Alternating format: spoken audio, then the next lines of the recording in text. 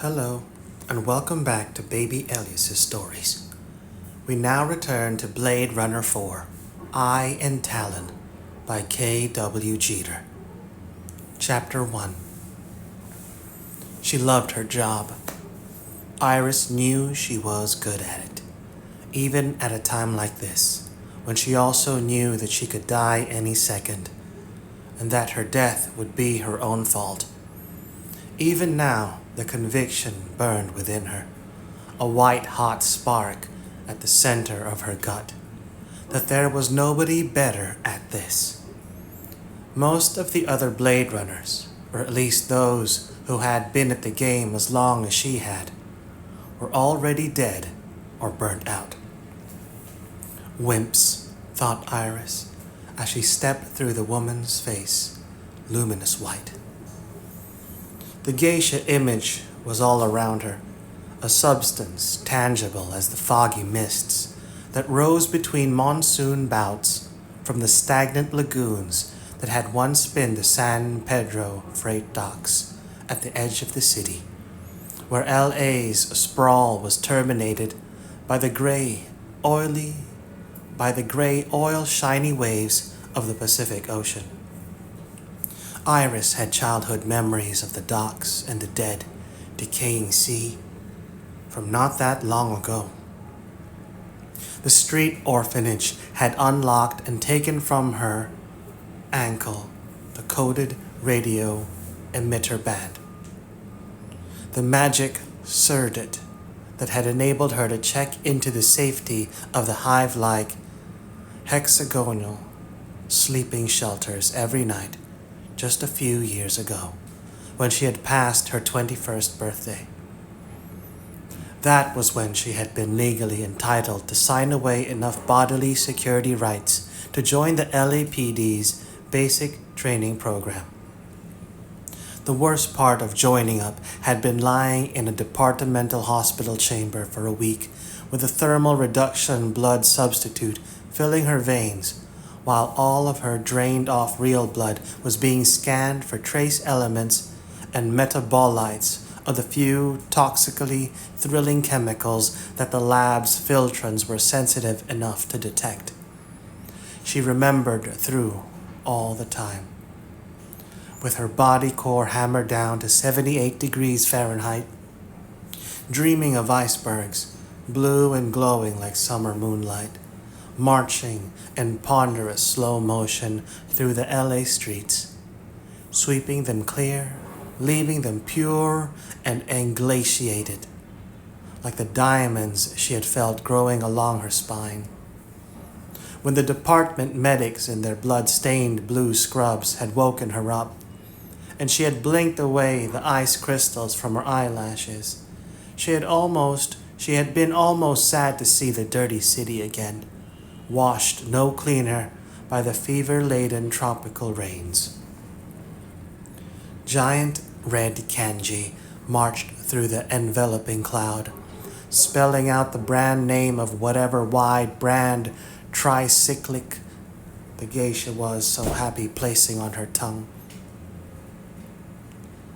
The ideograms in the face faded a bit, enough that Iris could see a narrow swath of stars through a break in the bigger, darker night clouds above, and enough that her prey might be able to spot her, with the bulky black metal of her gun filling both her hands, and poised barrel upright along the side of her head.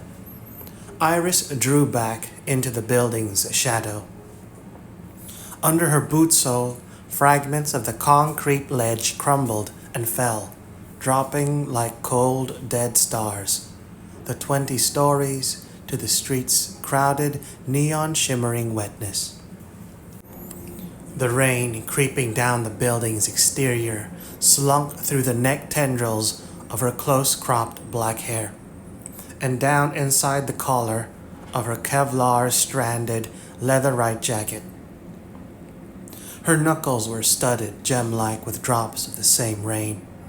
Wet, the gun's muzzle looked like carved and polished obsidian, a little totem of violence raised aloft by one of its worshippers.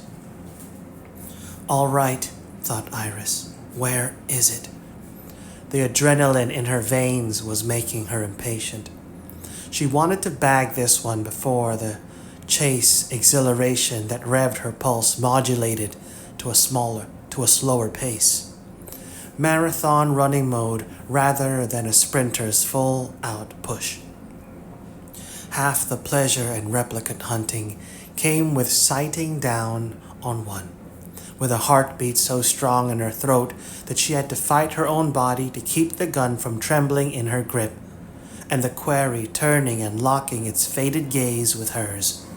So they both knew exactly what was going to happen next, what moment of terminal intimacy they were about to share.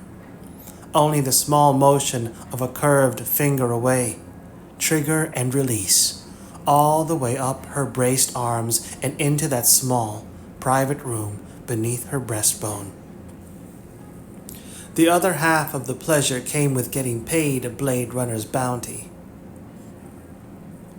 She could use the money. The gun in her hands wasn't regulation LAPD issue, but something she was still making payments on herself. A little motion fluttered the damp cloud pressing around her. A motion that wasn't caused by minor meteorological shifts. Wind currents or a ventilator shaft's purge-release cycle. Something human, Iris knew, had done it. Or something close enough to human to run like one, far enough from human to be legal prey. Come on. She slid her foot along the narrow ledge, the heel of her boot scraping against the ancient brick facing. Carefully, with each small movement timed to her own pulse, she made her way to the building's corner. The sweat of her palms mingled with the rain inching along the grooves of the gun's incised grip. At the corner, with its blunt knife's edge against her spine, she could look down and discern through mist the broken, rusting skeleton of the blimp that had used to cruise past the building's upper reaches, with its spiky sea creature-like antennae and swiveling pinlights.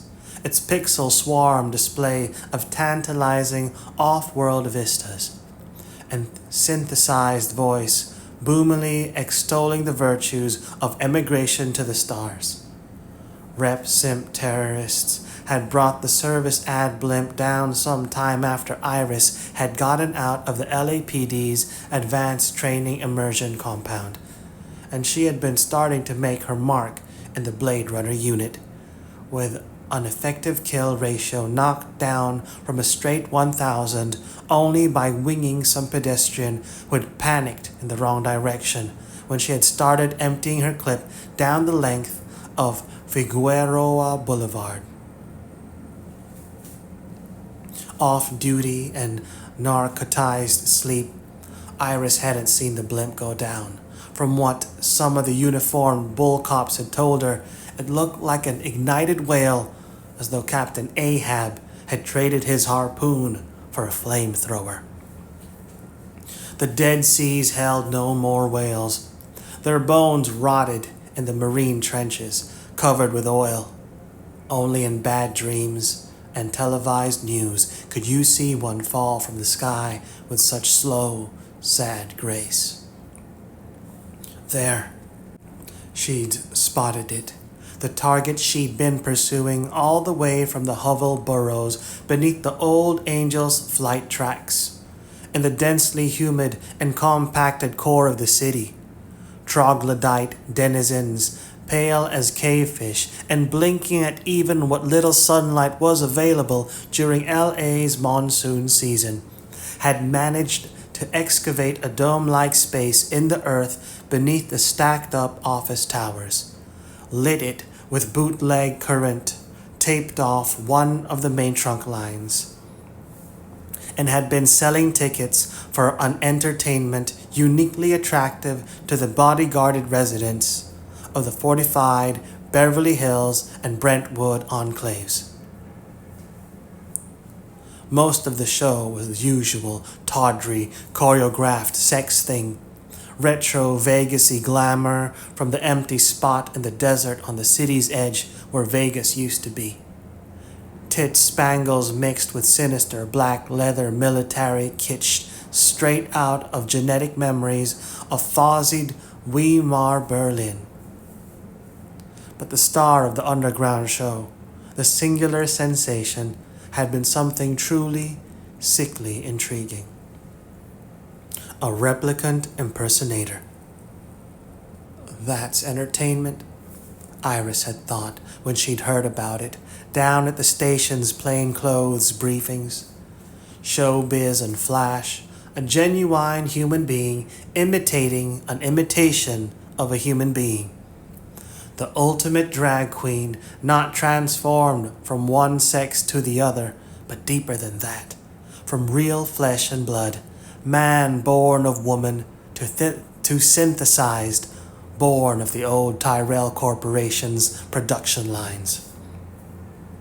Supposedly Art Enesque's act. That was the rep impersonator's stage name, ran the gamut from a funny interrogation bit, with wink-nudge answers over a prop void conf machine and leering asides to the audience clustered around the tables and their watered drinks, to a hardcore demo with half the Corine troupe as assistants, of how much physically stronger replicants were than humans in every department. And the finale, where the impersonator took a mock bullet in the head from a cliché Blade Runner, all dead eyes and grubby trench coat, was supposed to be a stone riot. Let the Vice Squad shut it down, had been Iris's answer when she'd been told by the squad's captain to scope the show. If it's over the line, they can take care of it. Nothing's over the line, the captain had replied. Not in LA. Just check it out.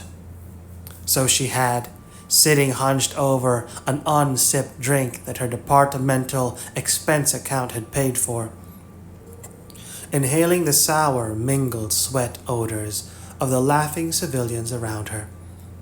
A tour bus full of Cambodian businessmen, face masked and giddy from their customs division full-body searches, had swarmed in behind her. Iris could hear them all through the show's clanking Saxon gamelan heavy stroke music, their laughter and gasps like softly muted bells. She had mastered the art of ignoring them by the time the headliner came on. None of Enesque's jokes had struck her as particularly funny. Wasting my time here, she'd decided, the glasses sweat chilling her fingertips. Then the interrogation bit had started, and she had realized why she'd been sent there. The prop void conf machine had huge gauges mounted on it, big enough for the audience to see from their tables in the subterranean club. Part of Enesque's shtick had been his twitching in sync with the needles on the dials as the straight man playing the cop had run through the questions. Halfway through the familiar catechism, Iris had felt the fine, dark hair along her neck tighten and rise. It's real, she had thought. It's a real VK machine. The rest of the audience might have thought it was just a dummy prop, a wheezing accordion bellows, and some phony dials and lights. But she had known different, which had meant she had knocked over the glass sitting untouched in front of her as she had reached inside her leatherite jacket. Even before she had pulled out her gun, Art Enesque's sharp gaze had snapped around from his partner in the act and had locked onto hers. The classic split-second moment of realization had passed between them, like a bullet or a thrown kiss, in which cop and prey, Blade Runner and Replicant, recognized each other for what they really were. It had been a good disguise, she had to admit, maybe the best possible for an escaped replicant on the run, hiding out in the center of the city. What better front to assume than as a human pretending to be a replicant. Too clever, though. His own answers had given him away. Or if he had used a real fake void comp instead of one he must have stolen from an outlying police station, or that had been fenced to him by some former Blade Runner, burnt out and on the skids, hard up for money. But to use a real one and pump up his tiny physiological responses so that the needles jumped from side to side, but with that crucial little lag time, measured in milliseconds, that only a trained VK operator could spot, and which was a critical factor in IDing replicants. That was a mistake, or sheer bravado, or simple death wish, which Enesk had compounded by grabbing the gun of his partner in the act, the one playing the cop asking the questions. The gun turned out to be real as well. The club's patrons had realized that as soon as he had started firing, they all hit the floor, tables and chairs overturning as Iris had been left as the only one standing, arms extended and hands locked on the grip of her own gun, coldly firing off enough rounds to send Enesk running for a backstage exit. By the time Iris had emerged from the same upwardly sloping tunnel through which her target had fled, she had slammed another full clip into her gun. The usual milling crowds that filled the streets of LA, like a slow, shuffling sea of nocturnal sunglasses and chanting, saffron-rubbed millennial cults had been shoved apart by Enesk's furious onrush that had closed behind him. Iris had had to scramble on top of a police Koban, quickly scanning the throng of heads and faces for any sign of her target. A disturbance in the crowd's flow, something crouched down to remain unseen, but obviously pushing its way past the slower bodies around it, had signaled the replicant's escape route to her. With gun held aloft, she had leapt from the Koban, flattening a pair of unfortunate pedestrians to the sidewalk, then kneeing them aside as their pallid hands had clutched at her. That had been the real start of the chase, the kind she knew and liked, a scrambling, predatory run across any impeding vehicles, stalled in the streets, losing sight of the target and then spotting it again. The adrenaline rush in her blood blotted out all sensory input except for the focused, radar-like scan of her vision, locked onto the back of her target like some ancient military heat-seeking missile. She would run it through her mind again later, when she was savoring these memories on top of all the ones that had gone before it, standing on the narrow, crumbling ledge at the corner of the building tower. She focused on the precious moment before her. She and the escaped replicant were in endgame mode. Above and below her, the building's maze of retrofitted power conduits and ventilation shafts thrummed hollowly with their own blind, nervous energy, as though in sympathetic motion with the blood pulsing tighter and faster from her heart. Maybe on whatever off-world colony from which he'd escaped, Enesk had been some kind of high steel construction drone, expendable and trained for altitude maneuvers. Maybe it was where he felt safest, that far above the ground. So when the chase had eaten up the last of its rational thought processes, reduced him to a thing of gasping anger and fear, that was where he had naturally scrambled to. Iris had spotted him clambering up the side of this building, using the exterior pipes as hand and footholds, heading for the giant geisha and pill ad projected onto the low, artificially generated clouds. At least he can't take a shot at me now. She'd also spotted that the replicant had had to stash his gun inside his jacket, to leave both hands free for climbing. Iris had tucked her own gun away into the silicone-greased shoulder holster beneath the leatherite, and had started after him. Part of the magnified geisha's face blanked out as Iris took another slow step along the ledge, rounding the building's corner and coming in front of one of the projector units. Each breath was sharp with the distinctive metallic tang of the microscopic water droplets. Ion charged so the pulsing magnetic field could sculpt the mist cloud into a smooth enough surface for the animated image. The pulses made the gun lying so close to Iris's heart seem almost alive, as though it also had started beating with the chase's excitement. Another wind gust split the cloud, so she could see across the empty space above the street to the old dead billboard from which the geisha had used to smile and beckon.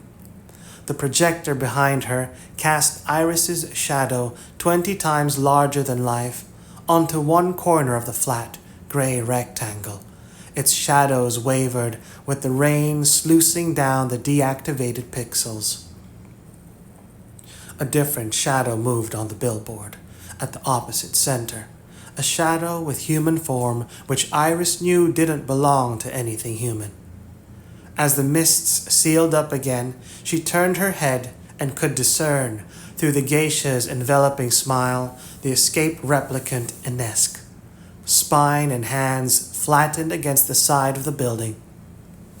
He was less than 10 meters from her, and with nowhere left to go, the ledge came to an abrupt, sheared-off end, with nothing beyond it but empty night air. In the distance beyond him, the lights of a police spinner blinked and faded away, as though scared off by a sudden gout of flame. Maybe the rep wasn't used to heights. Maybe it had been only fear that had driven him this far up. Iris could see he was petrified by the greater fear, the emptiness and the falling that lay a couple of inches in front of him. He couldn't even move one hand away from the wall to reach inside his jacket for his gun. An agonized face turned toward Iris, sweat and rain drawing chalky rivulets through his clown-white stage makeup. "Don't!" The voice that had brayed and cracked jokes inside the subterranean club was now a dry rasp. "Don't you have to read me my rights or something?" "Get real." The ledge was plenty wide enough for Iris to turn away from the building's wall and face directly toward Inesk. "You know that only applies to humans." She reached inside her own jacket and pulled her gun from its holster, leveling it easy and slow toward the replicant at the end of the ledge. The wet slickness of the concrete on which they both stood was enough that a too quick move could have thrown her over and down to the street below. The thought didn't cause her any nervousness, but she knew she had to be careful. "Or questions?" The escaped replicant was pleading for anything that would give it a few more seconds of life. Iris admired that fierce desire in them, but not enough to let one go. "You're supposed to..." Inesk's voice rose to a scream, cutting through the blurry mist. "You're supposed to ask me questions!" "Just one," said Iris. She stared along her outstretched arm and the barrel of the gun, locking her gaze once again with that of the target. "How do you want it?" There were just enough guts left underneath the replicant's quivering fear for him to answer the question, the only way left to him. The artificially generated mist had thickened sufficiently to make the geisha's immense face seem almost ghostly solid, blurring Inesk's outline behind it.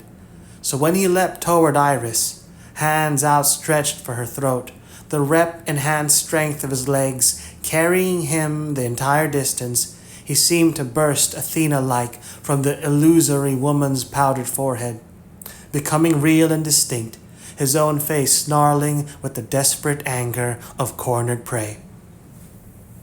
A small birth blossomed from the replicant's brow, a red flower flecked with minute bone shards and bits of pinkish-gray brain tissue. Iris fired another quick pair of rounds, one tearing open Anesk's throat, the other hitting him in one shoulder so that he spun around as his hurtling body crashed into her. Enough fierce energy was left in the replicant so that his hands locked upon Iris, fingers digging hard into her biceps. Blood spattered. Iris was pinned to the ledge by the weight of Anesk's corpse, his face pressed close to hers, as though in his last moment of dying he had wanted a kiss, perhaps of absolution, rather than mere life. Sharp, convulsing muscle spasms shook the replicant's body. Iris had to let go of her gun, pinned between her breast and the flailing weight of the body on top of her, and scramble a hold with her fingertips into the crevice between the ledge and the building's exterior wall to keep from toppling over the crumbling edge, locked in the other's embrace. Anesk's eyelids fluttered open. "You think you're so smart." His voice was weak, fading rasp. "You don't even know." "Know what?" He didn't seem to hear her. "You think you've got a choice." "Did you say choice?" "Hey!" She turned toward his face, trying to make out the words as if they mattered. "Or chance. Was that it?" No answer came from the dead replicant. Jerk, thought Iris. She didn't know why she'd bothered. The words had already been dismissed from her memory. She managed to work her other hand between herself and the corpse and drag out her police-tight cell unit. It lit up as soon as it was in her grip, already keyed into the LAPD dispatch desk. "Get me a cleanup crew out here." She'd let the dispatcher read out the building's address from the tight cell's built-in satellite tracking and position system. "I've got somebody who's about ready to take the dive." A glance over her shoulder past the concrete edge showed that a group of gawkers, attracted by the gunfire, had already congregated below, separate from the milling street traffic. "Get 'em here now." The crew showed up long after she was bored with having a dead body lying on top of her, only a few minutes in clock time. She heard the sirens down at sidewalk level. She didn't bother to check whether the crew had dared a landing zone. The corpse's grip had loosened enough that one good upward shove was enough to send it toppling below. Iris pulled herself up into a sitting position, leaning back against the building. Damn! Looking down at herself, she saw that Anesk's blood had not only gotten all over the leatherite jacket that could be wiped off, but had also seeped into the subtle, monochrome, cactus motif silk cowboy shirt she wore beneath. That meant dry cleaning. It was one of the few drawbacks to what she did for a living. She didn't even mind the evil, slit-like glance of the head of the cleanup crew when she had made her way down to the street and had registered the details of the kill. "You get off on this kind of thing?" Iris looked back. Iris looked right back into the bull cop's jowly face as the rain spattering across the shrouded corpse on the gurney cart had also sluiced the blood from her clothes into a feathering red puddle around her boots. She smiled at him. "I love this job."